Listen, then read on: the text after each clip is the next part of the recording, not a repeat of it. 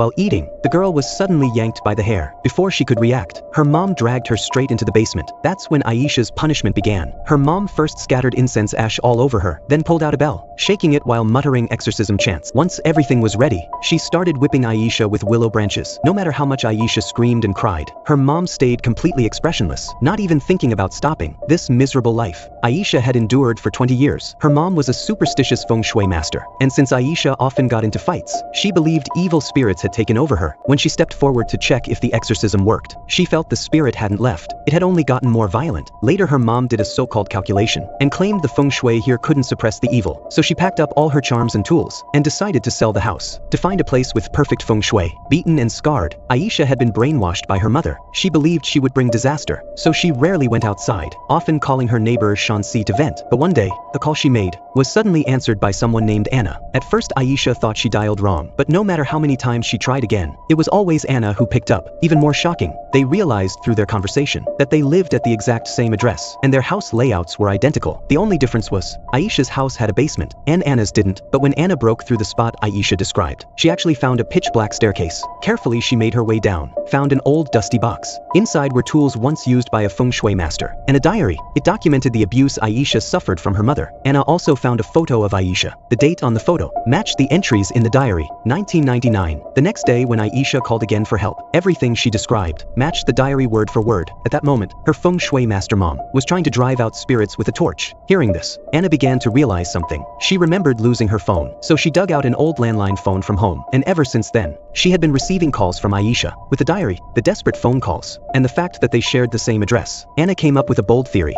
The next time Aisha called, Anna asked her the exact date, and confirmed Aisha was calling from 1999. At first Aisha didn't believe it, but the next day, she saw the plane crash Anna had predicted, and became fully convinced. From then on, they became close friends. They even shared similar pasts. Both had lost their fathers at a young age. Back then, Anna's father had bought the house, but before they could move in, a gas leak caused an explosion. Her father died in his sleep protecting her. Later she found out the real estate agent was showing the house to Anna's family. Aisha walked up to 8-year-old Anna and said hi. Then she called Anna again, and when she heard her father's voice, she burst into tears. Before Anna could even speak, Aisha voiced the thoughts in her heart. 2 days later, Aisha snuck out of the house. She went to Anna's home and saw that her mom had left without turning off the stove. As soon as she unlocked the door, everything changed for Anna. First she saw her missing phone had returned, with her dad still alive. Their finances had improved, the house had been redecorated, and even her sick mom looked full of life again. But because Anna now had her family back, she started to drift away from Aisha. Aisha tried calling her several times, but Anna never picked up. That made Aisha furious. So when Anna finally answered the phone,